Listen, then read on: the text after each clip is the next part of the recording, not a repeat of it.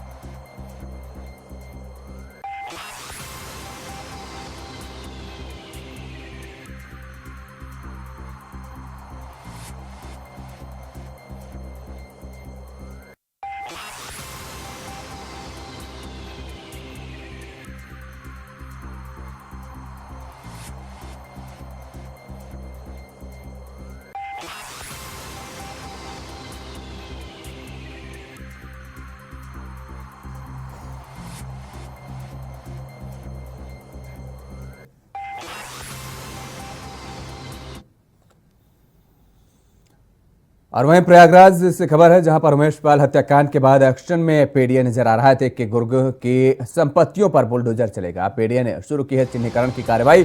कई गुर्गों के मकान को किया गया चिन्हित। बिना नक्शे के बनाए गए मकान पर हो सकती है कार्रवाई। अवैध मकानों पर आज हो सकती है बड़ी कार्रवाई। 40 लोगों के मकान को किया गया है चिन्हित। तो पीडीए की तरफ से बड़ी कार्रवाई मानी जा रही है कि अब चिन्हीकरण का काम कर लिया गया है मकानों के, और अब अपराधियों के खिलाफ ये बड़ी कार्रवाई करने की तैयारी में है पीडीए। उन मकानों को धराशायी करेगी जो आरोपी हैं। आरोपियों के मकानों को पीडीए अब धराशायी करेगी। आरोपियों के मकान पर अब बुलडोजर चलेगा पीडीए का। बिना नक्शे के बनाए गए मकानों पर बड़ी कार्रवाई हो सकती है, यह खबर है। अवैध मकानों पर आज भी बड़ी कार्रवाई देखने को मिल सकती है पीडीए की तरफ से।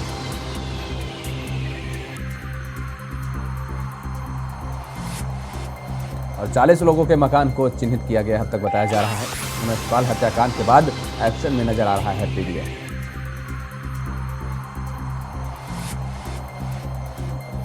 और इसी खबर पर ज्यादा जानकारी के साथ हमारे संवाददाता शोएब रिजवी हमारे साथ फोनलाइन पर बने हुए हैं। शोएब, क्या कुछ जानकारी है? बताया जा रहा है कि 40 भवनों का चिन्हीकरण किया गया है पीडीए की तरफ से।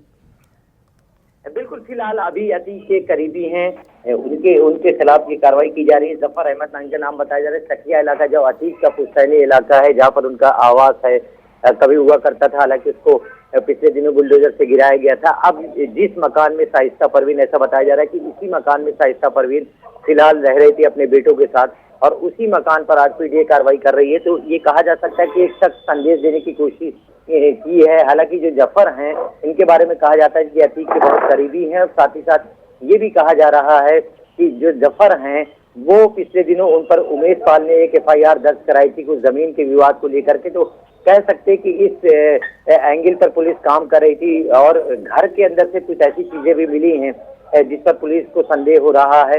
हालांकि पुलिस जो ये कार्रवाई कर रही है वो पीडीए के साथ संयुक्त रूप से मिलकर कर रही है। जिस मकान में वो रह रही थी शाइस्ता परवीन, उस मकान पर ये कार्रवाई की जा रही है। हालांकि ये मकान जफर का बताया जा रहा है जो अतीक के करीबी हैं। जी बिल्कुल, इस दौरान बताया जा रहा है कि अतीक की पत्नी शाइस्ता घर छोड़कर फरार भी हो गई है।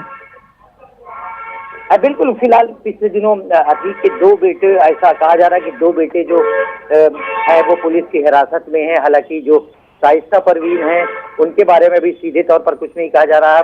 वो ये जरूर है कि पुलिस ने अभी तक उन्हें गिरफ्तार किया नहीं किया, इस पर कोई बहुत सीधे तौर पर जानकारी नहीं आ रही। फिलहाल वहां पर जब इस घटना के बाद से ये लोग वहां पर नहीं थे, तो ये कहा जा सकता है कि जरूर पुलिस के लिए अब ये चुनौती है, क्योंकि शाइस्ता परवीन का नाम जो उमेश पाल की पत्नी ने एफआईआर दर्ज कराई है उसमें उनका नाम शामिल है। तो उस वजह से पुलिस के लिए अब उनकी तलाश भी पुलिस होगी, और हो सकता है पुलिस उन्हें जल्द ही गिरफ्तार भी करे। फिलहाल अभी ये जो कार्रवाई हो रही है वो मकान पर कार्रवाई की जा रही है और सारा टारगेट इसलिए उस पर है। बड़ी संख्या में पुलिस बल जो आसपास की है वो उनको लगाया गया है। पूरे इलाके को एक तरह से छावनी में तब्दील किया गया है और धीरे धीरे कार्रवाई की शुरुआत की गई है। अभी पूरी जब कार्रवाई होगी इसके बाद जो ऑफिशियल वर्जन आएगा उसमें पता चलेगा कि क्या क्या आरोप है और किस वजह से इस पर पूरी कार्रवाई है। फिलहाल जिनके बारे ये संपत्ति बताई जा रही है उनका नाम जफर बताया जा रहा है और वो अतीक के करीबी माने जाते हैं और पिछले दिनों शायद उमेश पाल ने इनके खिलाफ भी FIR कराई। शोएब, बिल्कुल ये जो आप जफर नाम बता रहे हैं जो कि अतीक का करीबी बताया जा रहा है और जिसकी संपत्ति की पहचान की गई है, तो क्या जफर की ही 40 की 40 संपत्तियां हैं या फिर अलग अलग लोगों की हैं? बिल्कुल, चूंकि ये पीड़ित पिछले दिनों जी ये घटना के बाद से ही वो तमाम लोग जो शक के घेरे में है, खासतौर से जिन पर FIR हुई है और या जो चिन्हित हो रहे हैं उनकी संपत्तियों को खंगालने की कोशिश कर रही है। उनकी चल अचल और कई संपत्तियों की एक तरह से कुंडली बना ली गई है। धीरे धीरे पीडीए इस पे कार्रवाई करेगी। अभी सीधे तौर पर ऑफिशियल किसी को जानकारी नहीं दी गई, लेकिन जो हमारे पास जानकारी है कि कई ऐसे मकान हैं या संपत्ति है जिनको चिन्हित किया गया है जो कहीं ना कहीं अतीक या उनसे जुड़े लोगों की बताई जा रही है, क्योंकि पिछले काफी लंबे समय से उत्तर प्रदेश सरकार की तरफ से ये कार्रवाइयां की गई थी और कई कार्रवाइयां करोड़ों रुपए की संपत्तियां थी की खाली कुर्क और ध्वस्तीकरण की जा चुकी है। इस तरह से कार्रवाइयां बहुत हो चुकी थी, लेकिन अब जो कि ये घटना हुई है इसमें जिन लोगों के नाम आ रहे हैं उस पर सीधे तौर पर टारगेट किया गया और उसमें कई ऐसे लोग हैं जिनको चिन्हित किया गया है। कुछ के FIR में नाम है, कुछ शक के आधार पर है और उनकी न सिर्फ उनकी तलाश की जा रही है बल्कि उनकी संपत्तियों को भी खंगाला जा रहा है। जो भी संपत्ति चिन्हित हो रही है उस संपत्ति की पूरी कुंडली तैयार की जा रही है, किस तरह से मकान बना है या ये संपत्ति कैसी है, और उसके बाद इस पर कार्रवाई होगी। हमारे पास भी जानकारी है कि कई संपत्तियां चिन्हित हो चुकी है। फिलहाल ये आज शुरुआत हुई है, कह सकते हैं कि उमेश पाल हत्याकांड के बाद ये पहली कार्रवाई है जो इस तरह से जैसे एक एनकाउंटर किया गया था अरबाज का, वही अब संपत्तियों को लेकर के ये पहली कार्रवाई है जो जफर की बताई जा रही है। और ये बताया जा रहा है कि शाइस्ता परवीन जब उनका पुश्तैनी मकान पिछले दिनों गिरा दिया गया था उसके बाद इसी आवास में वो रह रही थी, जिस पर आज कार्रवाई की जा रही है। बिल्कुल, बहुत बहुत शुक्रिया तमाम सारी जानकारी देने के लिए शोएब।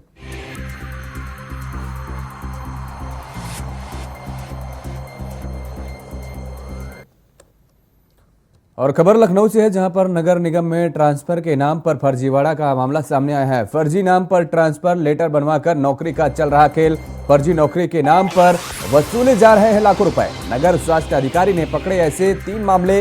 दलाल और कर्मचारी नेताओं की मिलीभगत सामने आई है। नगर निगम ने 500 तबादलों की जांच की शुरुआत कर दी है। आरोपियों पर मुकदमा दर्ज कराने के निर्देश भी दिए गए हैं। तो फर्जी नौकरी के नाम पर वसूले जा रहे थे लाखों रुपए और नगर स्वास्थ्य अधिकारी ने ऐसे 3 मामलों को पकड़ा है और अब जांच की कार्रवाई की जा रही है।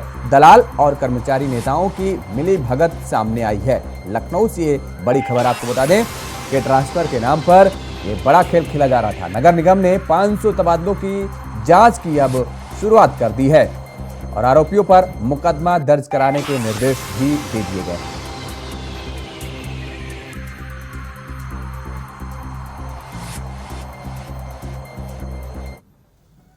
खबर दिल्ली से है जहां पर तिहाड़ जेल में बंद सुकेश चंद्रशेखर ने LG को पत्र लिखा है। दिल्ली के उपराज्यपाल को पत्र लिखकर शिकायत की गई है। सीसीटीवी फुटेज लीक होने के मामले में उपराज्यपाल से शिकायत की गई है।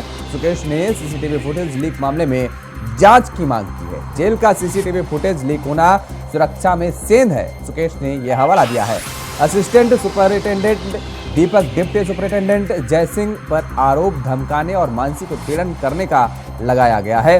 AOW के सामने दिए बयान को वापस लेने को कहा गया है। सुकेश ने यह बात कही है कि अधिकारियों ने उन पर दबाव बनाया है और अपने बयान को वापस लेने की बात कही गई है। तो जेल का सीसीटीवी फुटेज सामने आना ये बेहद ही सुरक्षा के मद्देनजर इस तरीके से सीसीटीवी फुटेज बाहर आना अपने आप में कई सवाल खड़े कर रहा है और इस बात को कहा गया है सुकेश की तरफ से।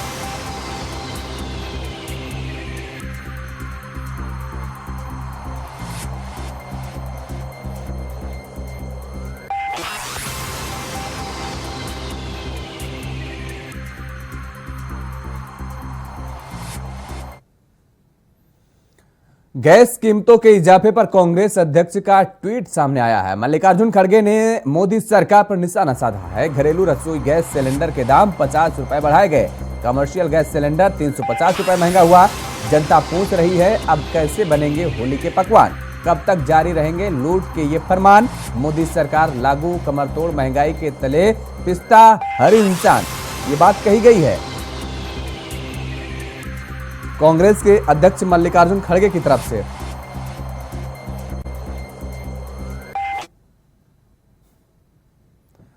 तो आप देख सकते हैं ये ट्वीट किया गया है और घरेलू गैस सिलेंडर में 50 रुपए की बढ़ोतरी हुई है, जबकि कमर्शियल गैस सिलेंडरों पर 350 रुपए बढ़े हैं।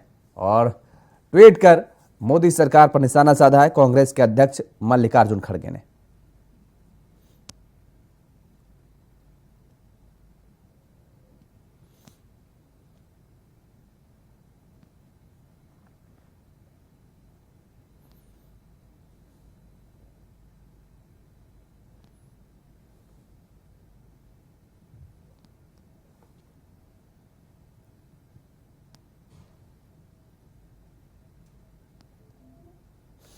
और इसी खबर पर ज्यादा जानकारी के साथ हमारे सहयोगी राहुल शर्मा हमारे साथ फोन लाइन पर बने हुए हैं। राहुल, क्या कुछ जानकारी है जिस तरीके से गैस सिलेंडर में ये बढ़ोतरी की गई है और कांग्रेस की तरफ से मोदी सरकार पर निशाना भी साधा गया है? जी बिल्कुल, कांग्रेस के राष्ट्रीय अध्यक्ष मल्लिकार्जुन खड़गे ने सीधे सीधे ट्वीट के जरिए न सिर्फ मोदी सरकार पर निशाना साधा है, बल्कि उन्होंने कुछ सवाल भी मोदी सरकार से पूछे हैं। उनका कहना है कि जनता पूछ रही है कि अब कैसे बनेंगे होली के पकवान। होली से ऐन पहले हुई इस बढ़ोतरी को लेकर सीधा सीधा कटाक्ष मल्लिकार्जुन खड़गे ने किया है। और साथ ही उन्होंने लिखा है कि कब तक जारी रहेंगे लूट के ये फरमान, मोदी सरकार लागू, कमर तोड़ महंगाई के तले पिसता हर इंसान। तो जाहिर तौर पर खड़गे ने न सिर्फ केंद्र सरकार पर निशाना साधा है, बल्कि महंगाई के मुद्दे पर सरकार को घेरने के साथ साथ जनता का दर्द भी अपने ट्वीट के जरिए पेश किया है। जी योगेश, बिल्कुल, ये माना जाए कि जिस तरीके से अब ये महंगाई के आलम देखने को मिल रहे हैं, सिलेंडर महंगा हो रहा है, कहा जा सकता है कि आने वाले होली के दिनों में, क्योंकि जिस होली का त्यौहार का जिक्र किया गया है कांग्रेस की तरफ से, जाहिर तौर पर आम आदमी की जेब जो है वो ढीली होने वाली है। जी बिल्कुल, और सबसे ज्यादा दिक्कत का आलम यह है कि कमर्शियल गैस पर सीधे 350 रुपए बढ़ाए गए हैं। इसका असर न सिर्फ बाजार में रोजमर्रा की जरूरत की चीजों में इस्तेमाल होने गैस सिलेंडर का इस्तेमाल, कमर्शियल गैस सिलेंडर का इस्तेमाल किया जाता है। और योगेश, यही वजह है कि महंगाई निश्चित तौर पर होली के रंग को फीका करेगी, होली के पकवानों की मिठास को हल्का करेगी। और यही वजह है कि मल्लिकार्जुन खड़गे ने न सिर्फ मोदी सरकार को घेरा है, बल्कि उनसे सवाल भी किया है कि आखिर कब तक जनता ये महंगाई की मार झेलती रहेगी। जी होगी, बहुत बहुत शुक्रिया तमाम सारी जानकारी देने के लिए। राहुल शर्मा हमारे सहयोगी हमारे साथ जुड़े हुए, जिन्होंने बताया किस तरीके से अब महंगाई को लेकर के कांग्रेस की तरफ से मोदी सरकार पर निशाना साधा गया है।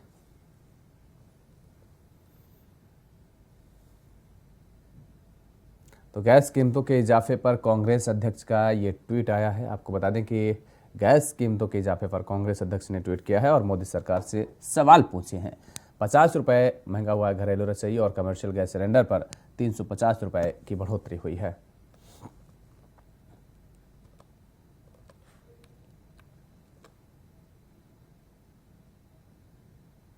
खबर दिल्ली से है, जहां पर चावला गैंगरेप हत्या मामला से जुड़ी खबर है। सुप्रीम कोर्ट कल मामले की पूरी सुनवाई करेगा। 3 दोषियों को बरी किए जाने के फैसले को चुनौती दी गई है। सुप्रीम कोर्ट ने तीनों दोषियों को बरी किया था। तो दिल्ली चावला गैंगरेप हत्या मामला, सुप्रीम कोर्ट कल मामले की सुनवाई करेगा। और आपको बता दें कि इस मामले पर कल सुनवाई होगी। 3 दोषियों को बरी किए जाने के फैसले को चुनौती दी गई।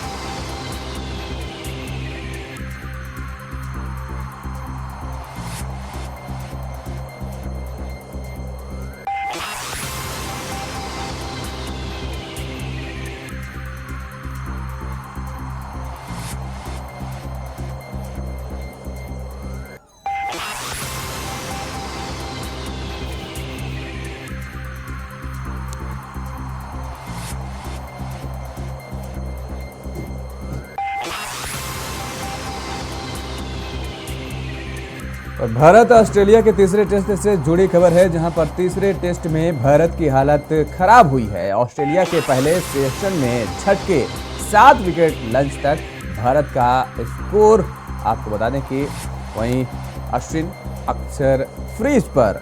तो आपको बता दें कि ये खबर है जहां तीसरे टेस्ट के भारत की हालत खराब हुई है। ऑस्ट्रेलिया के पहले सेशन में झटके लगे हैं 7 विकेट लंच तक। भारत का स्कोर 7 विकेट पर 84 रन, अश्विन अक्षर क्रीज पर।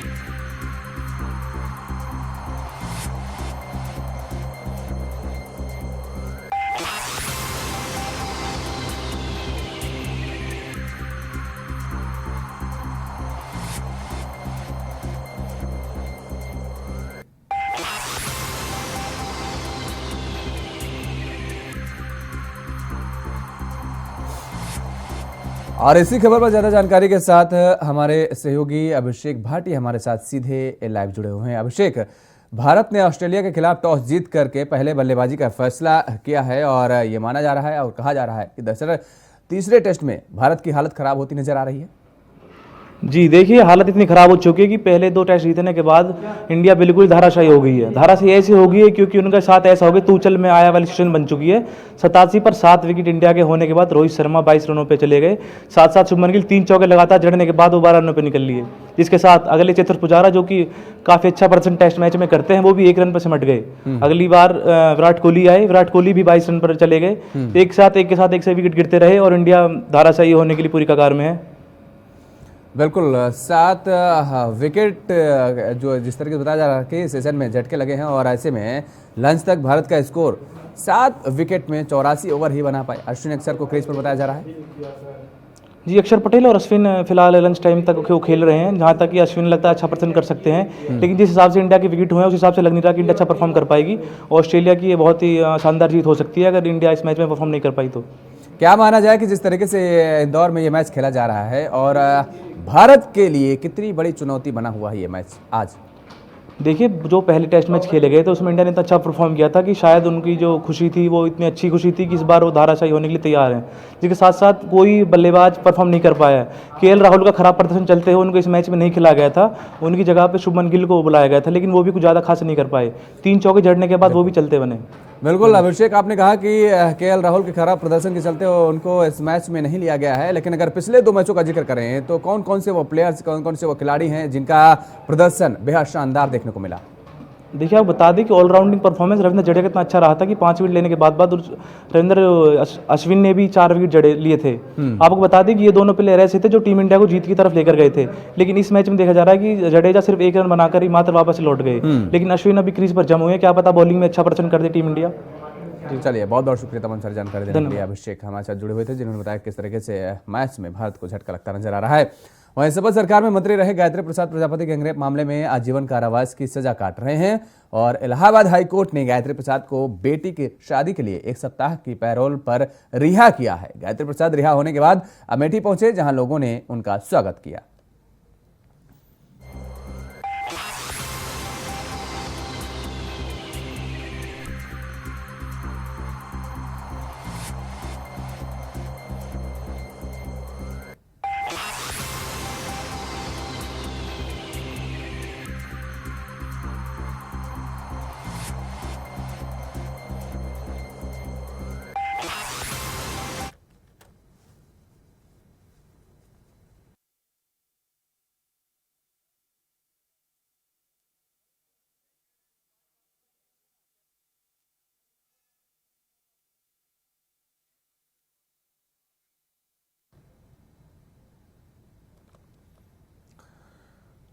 और प्रयागराज से इस वक्त की बड़ी खबर है, जहां पर अतीक अहमद के करीबी पर बुलडोजर चला है। खालिद जफर पर मकान पर बुलडोजर चला है। पीडीपी की टीम ने यह बुलडोजर चलाया है। प्रयागराज में माफिया अतीक अहमद की करीबी और उनके बिजनेस पार्टनर खालिद जफर के आलीशान मकान पर आज पीडीए ने ध्वस्तीकरण की कार्रवाई की। पोस्तानी घर गिरने के बाद से अतीक का परिवार इसी घर में रहता था और आज पीडीए की टीम भारी फोर्स के साथ चकिया पहुंची और बुलडोजर से खालिद के मकान को ध्वस्त कर दिया। इस कार्रवाई को उमेश पाल हत्याकांड से जोड़कर ही देखा जा रहा है। खालिद जफर अतीक गैंग से भी जुड़ा है। हाल ही में उमेश पाल ने खालिद जफर पर भी मुकदमा दर्ज कराया था। खालिद के घर से कुछ असलहा भी मिले हैं, जिसको पुलिस ने कब्जे में ले लिया है। पीडीए की इस कार्यवाही से अतीक के अन्य करीबी दहशत में हैं।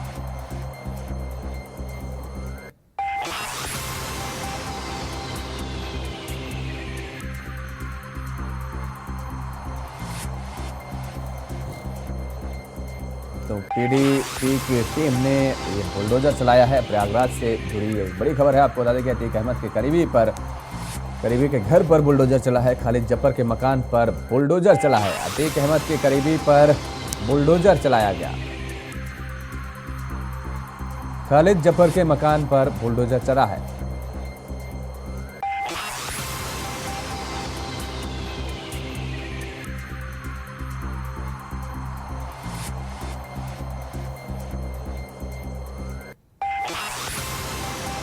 और इसी खबर पर ज्यादा जानकारी के साथ हमारे संवाददाता शुएब रिजवी हमारे साथ फोन लाइन पर बने हुए हैं।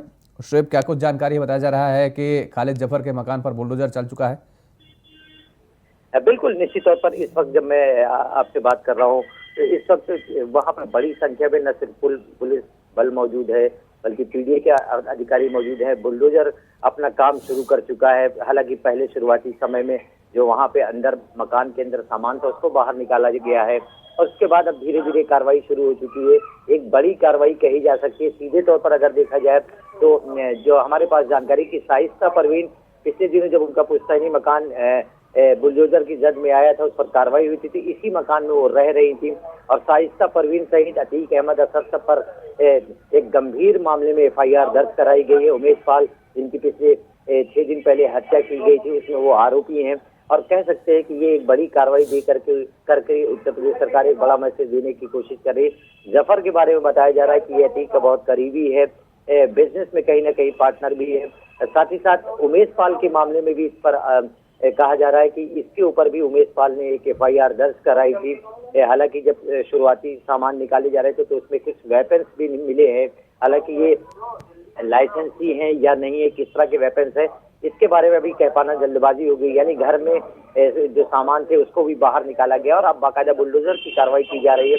तो साफ संदेश है उत्तर प्रदेश सरकार का और प्रशासन का कि जिन लोगों ने भी कार्रवाई की उनके खिलाफ सख्त कार्रवाई की जाएगी। यही वजह है कि अभी 2 दिन पहले एक एनकाउंटर किया गया है, जिसमें अरबाज नामक युवक को गोली लगी थी, जिसकी मौत हो गई थी। उसके बारे में कहा जाता है कि जो घटना हुई थी इसमें जो क्रेटा गाड़ी इस्तेमाल हुई है उसको वो ड्राइव कर रहा था, और उसको पुलिस ने घेराबंदी की थी, भागने की कोशिश की थी, मुठभेड़ हुई और उसमें मारा गया। अब बुलडोजर की कार्रवाई शुरू हुई है। हालांकि ये शुरुआत है, अभी और भी बड़ी कार्रवाई देखने को मिल सकती है, क्योंकि जो इस मामले में आरोपी हैं उसमें कई ऐसे लोग हैं जिनका पीडीए बाकायदा न सिर्फ कुंडली निकालने की कोशिश कर रही है, उनकी संपत्तियों को खंगालने की कोशिश कर रही है, और उम्मीद की जा रही है कि जल्दी कुछ और कार्रवाइयों की जद में बुलडोजर की जद में आने वाले हैं, और ये कार्रवाई दे करके एक साफ संदेश देने की कोशिश की जा रही है। बहुत बहुत शुक्रिया तमाम सारी जानकारी देने के लिए शुएब। और इस बुलेटिन में फिलहाल इतना ही। खबरों के लिए आप बने रहिए इंडिया वॉइस के साथ। नमस्कार।